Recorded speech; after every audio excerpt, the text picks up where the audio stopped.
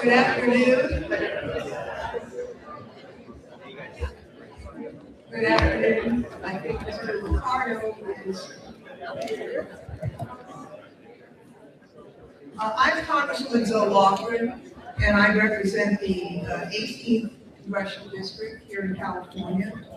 I serve as a member of the House Judiciary Committee. I want to thank the Mexican Heritage Plaza for hosting this event. I wanted to begin today's press conference by acknowledging the immense pain that is being felt in Minneapolis and around the country.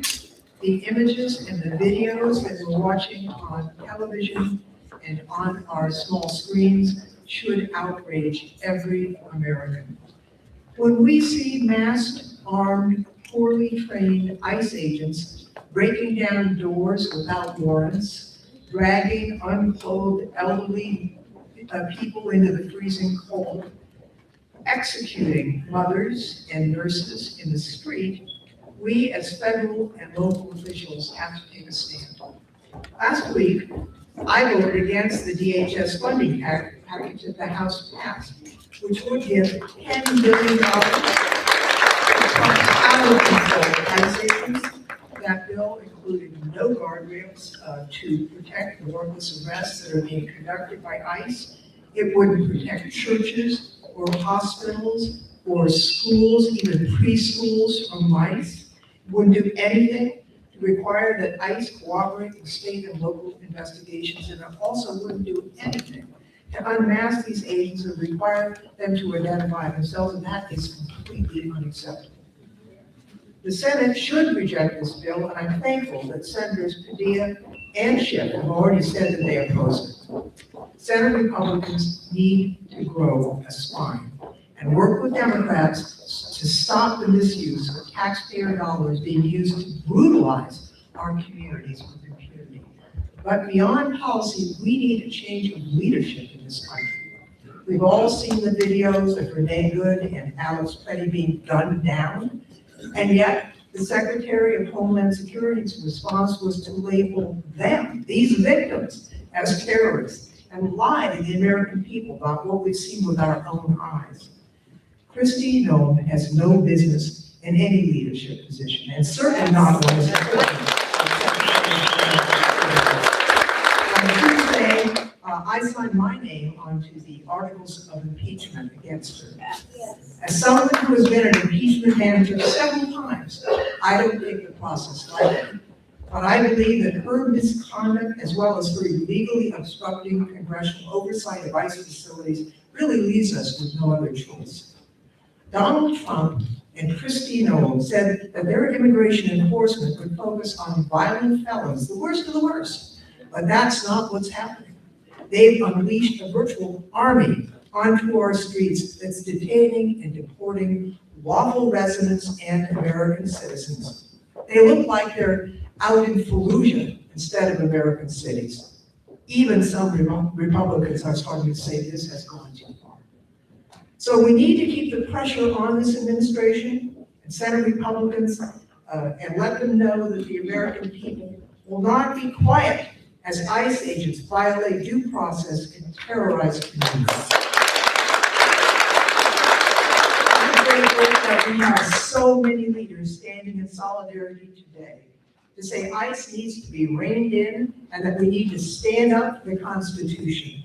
I want to thank Councilman Peter Ortiz and Supervisors Betty Young, Otto Lee, Sylvia Arenas for being here. Congressman Jimmy Panetta also wanted to join us today for this press conference, but he's doing a roundtable with immigration advocates and law enforcement in Santa Cruz County, so he could not be here. I also want to acknowledge Councilwoman Beltran from Morgan Hill, who has joined us. Victoria Lowe, the district director for Assemblymember Patrick Aherns, Sergio Lopez from Campbell City Council, and the former mayor. And we have a number of others who will speak later. But let me now turn this over to my colleague in the House, former mayor and now Congressman Sam Liccardo.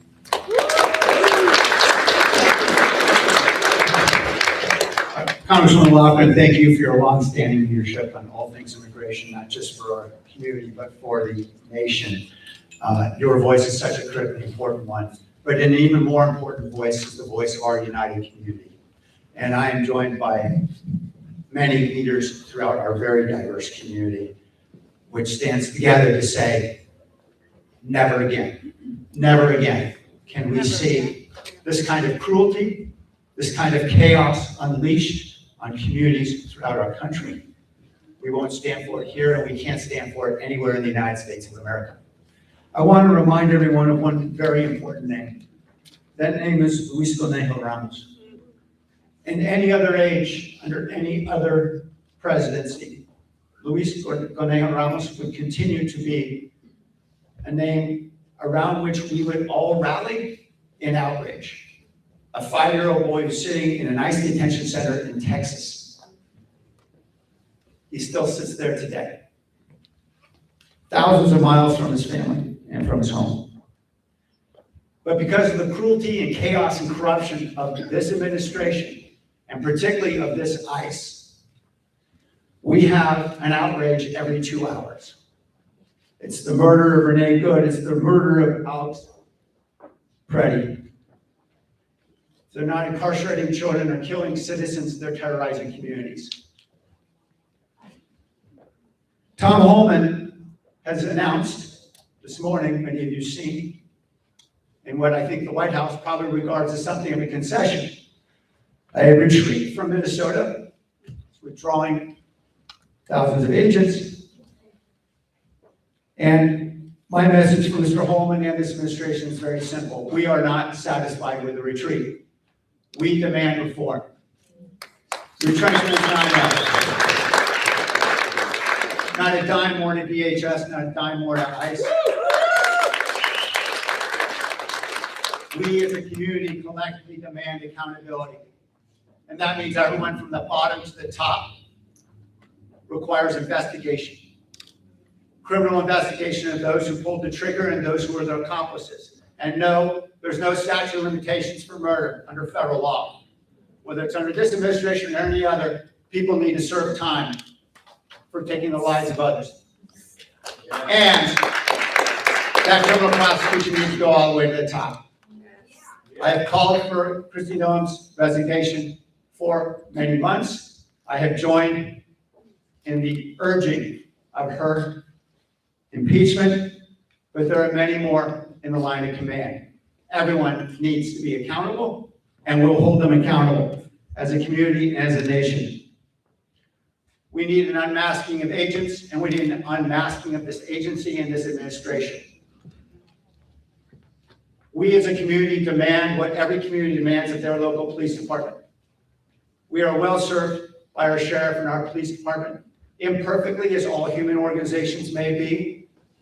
But if we had even the minimal amount of accountability we see in local police, and we held our federal agents to the same level of accountability, this would be a dramatically different nation. So we stand together, and I'm honored to serve with so many great leaders throughout the community to demand reform together. It's now my great honor to introduce a pretty darn good mayor here in the city of San Jose. I heard a little rumor he may be doing other things, but we're going to be focused right here on what's going on in San Jose. Mayor Mahan, thank you so much for joining us.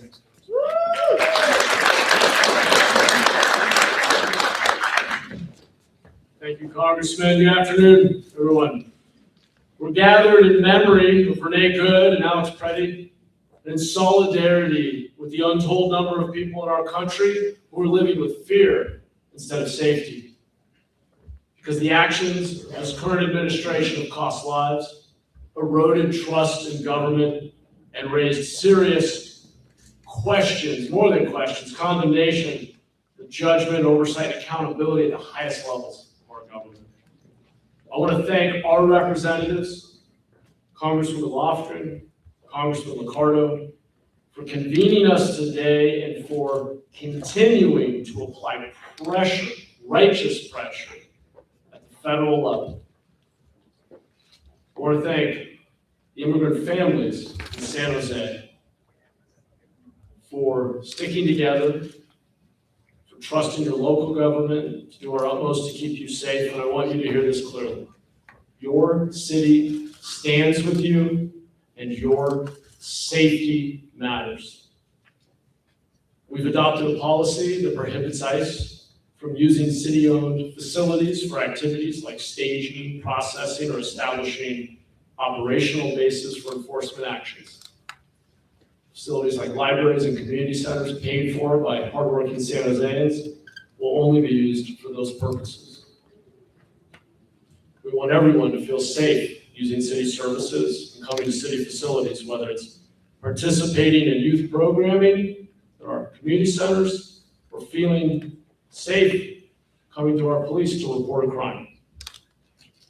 We've also made it clear that no law enforcement personnel may conceal their identity in San Jose.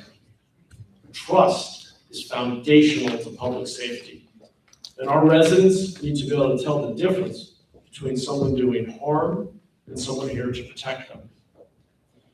Much like Sheriff Jonsen and his deputies, our San Jose police officers are here to keep you safe. They cannot and will not assist with civil immigration enforcement, but they will protect you, your rights, and our city. And let me be very clear. If a crime is committed in San Jose, whether by someone wearing a federal badge or not, there will be accountability. No one is above the law in America. As some of the biggest sporting events in the world come to our city and region,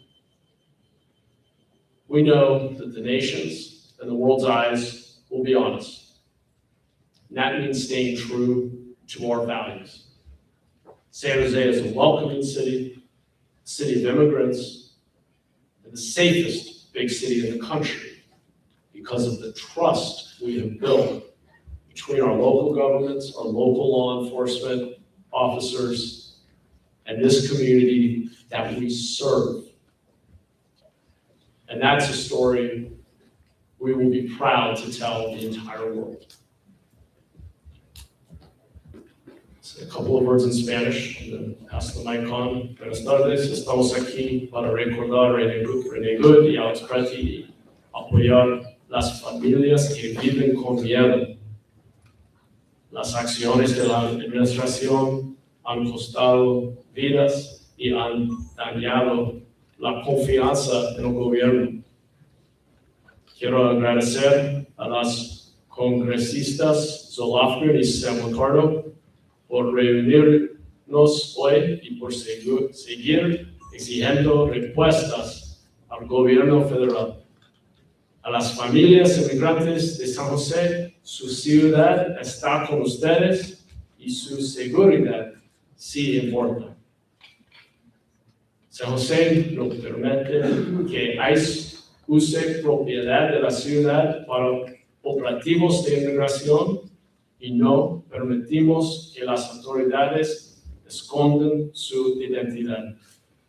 Nuestra policía no hace trabajo de inmigración. Está aquí para protegerlos a ustedes, sus derechos y nuestra ciudad. Gracias a todos. Thank you. I'd like to invite Sheriff Jonsen to come forward now.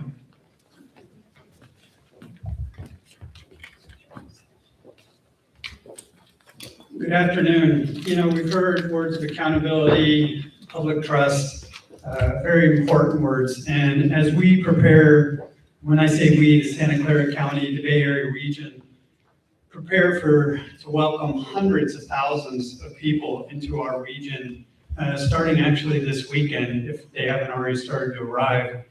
It's a very, very important time for our community. And we have been working, and when I say we, I'm going to mention a few, We've been working very, very hard to ensure the safety of all residents is in place for these upcoming events. You know, the Super Bowl, as all of you know, is one of the largest events that the world has to offer. And all eyes will be on this county and how we protect our citizens and residents and visitors. And so it's a huge honor to have a Super Bowl in your county, your region, but it's also a huge operational task to prepare for.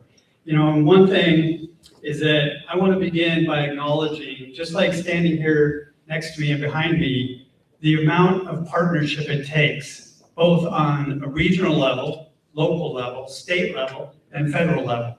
It takes these partners to be communicating with each other, trusting each other, and working in collaboration to ensure that this event and the other events that are coming to our region in the upcoming months remain peaceful and safe, and, as the Congressman mentioned, in line with our community values. And one of the things that I know is, just like the representation here today, we have those same partnerships in the law enforcement world. So I want to acknowledge the fact of the amount of work that's gone on, because an event and of this magnitude doesn't happen by any one agency alone. It happens in cooperation with our state and our federal partners.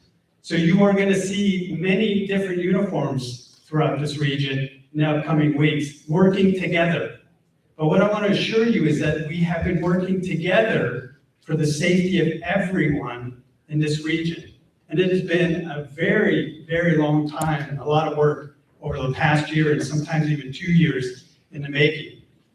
Every officer in this region, every firefighter in this region, every EMS operator in this region, every public works individual employee, and many, many others are unified to make sure these events are successful. But I bring that to your attention because you are going to see a diversity in uniforms serving this community.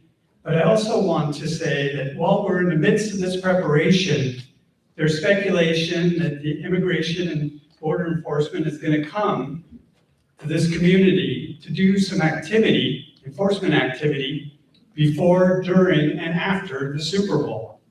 And I do have some concerns about that I think are important to share. The first is, if that information is accurate, there has been no communication with local authorities that these types of events are going to happen. And when I talk about accountability, responsibility, there's another key word: transparency. We have to be transparent in what we're going to be doing so that we can allocate resources appropriately to ensure everyone is safe in this community throughout these events. And without that collaboration, without that transparency, it creates tremendous anxiety for our community and for the public safety individuals as well, because we don't know what to expect. We are preparing for the known events, and it is also, we're preparing for the unknowns. But that variable, that if it's going to occur, that needs to be communicated, because that is something we can plan and adjust for if necessary. But again, this anxiety has been created in our community, and the word was used as fear. That is just driving this not to be a successful event. We want this upcoming couple of weeks to be the most amazing experience that everyone can ever imagine coming into this region. And I am committed, and I want to assure our community that we are going to be here for you, side by side. So as you're getting off those trains, you're getting off those buses, yeah, high probability you're going to see somebody in uniform. But if they're not masked, if they're wearing tan and green or blue or black, trust me, they are there for your protection. They are there for your protection. If they're masked and they're trying to hide their identity, then somebody hasn't communicated with us. Because we've made it very clear to our officers, our workforce, is to be open, transparent, and engaged with this community for the next few weeks. And that is also our goal on each and every day. We have spent decades building this community, building that trust. I have had conversations with many, and I see the faces out here over the past year, of trying to give you as much information as we can, knowing about what we know is going to happen and when it's going to happen and if it's going to happen. But without that communication, we can't. So I urge our federal partners, if there is something that you're planning to do in our community, please please be transparent and reach out to your local officials so we can work as best we can. It was mentioned, we are not going to change our policies or protocols. We will not be working or supporting ICE immigration enforcement. But I want you to, again, remember, if you see us out there, we're there to help you, and we will be there. So don't hesitate to contact somebody wearing a uniform as these events unfold, if they're walking around trying to engage and make sure that you remain safe. So again, thank you for putting this together. I look forward to a successful event in the upcoming weeks. Thank you.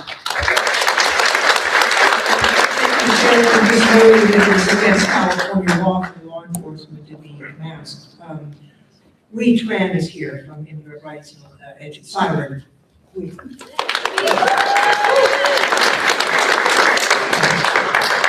Good afternoon, everyone, and I do want to extend a lot of appreciation here for our Congress members, Member Liccardo and Member Lofgren, for their powerful words in showing what it takes to protect the immigrant communities that we serve in our county.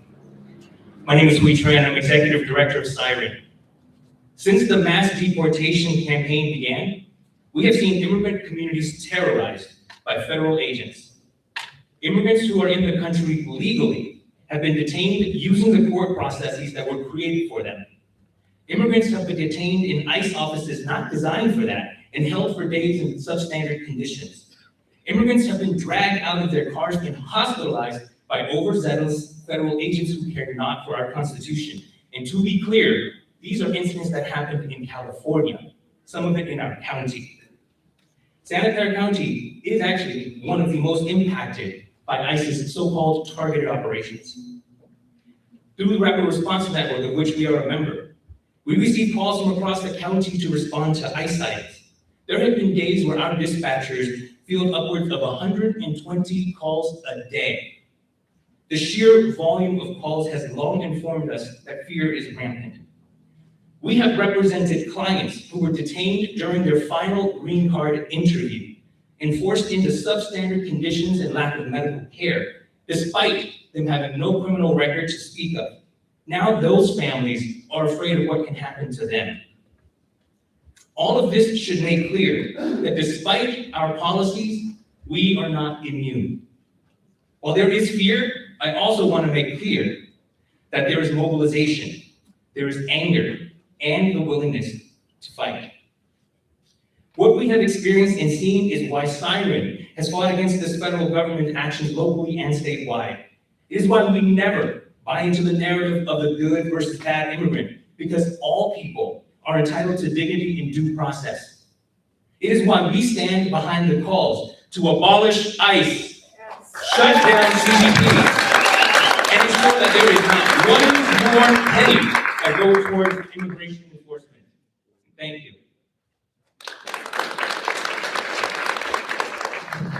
Yesenia Campos, a rapid responder, is here to share her story.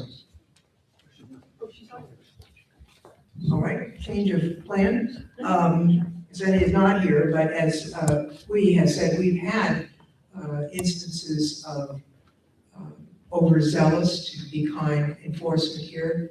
And one of the things that is important to us in this community is not only that our elected officials are standing with immigrant communities, but so is our faith community. And so we do have Bishop Cantú here to say a few words.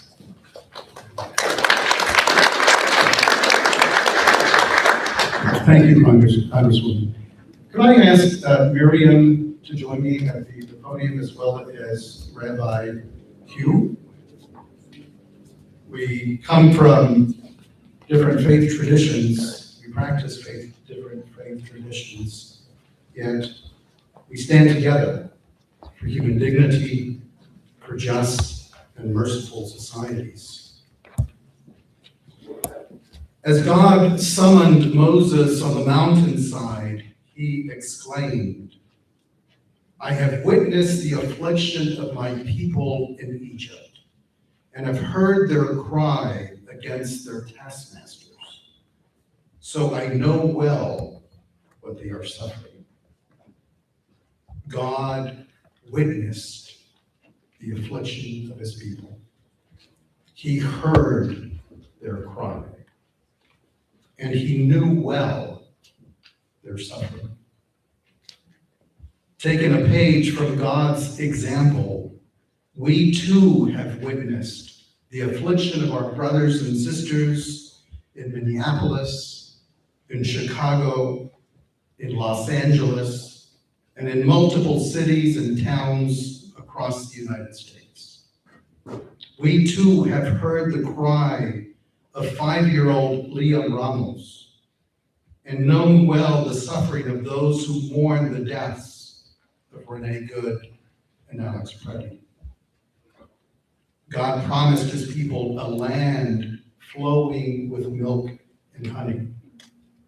Milk that makes one healthy, and honey that reminds us of the sweetness of the fullness of life, of God's justice and peace. Yet there is nothing healthy in the chaos that this immigration enforcement has brought to these cities. And there is nothing sweet in the trampling of human dignity and the traumatization of peaceful communities. As these thoughts weigh on our conscience, let us lift our hearts in prayer.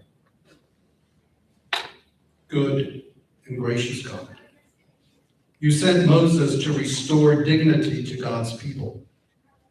Summon us now to witness, to hear, and to know well the suffering of our sisters and brothers in distress.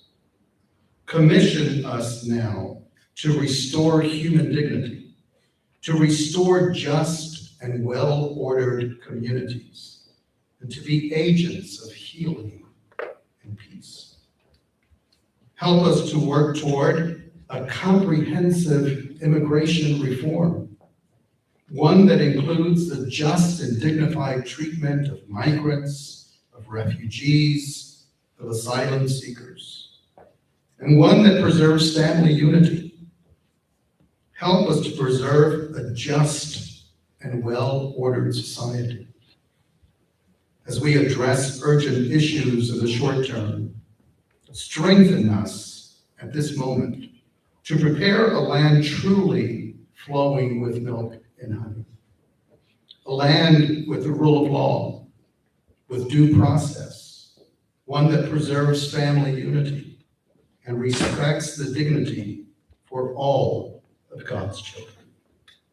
We ask this in your sacred name. Amen. Amen.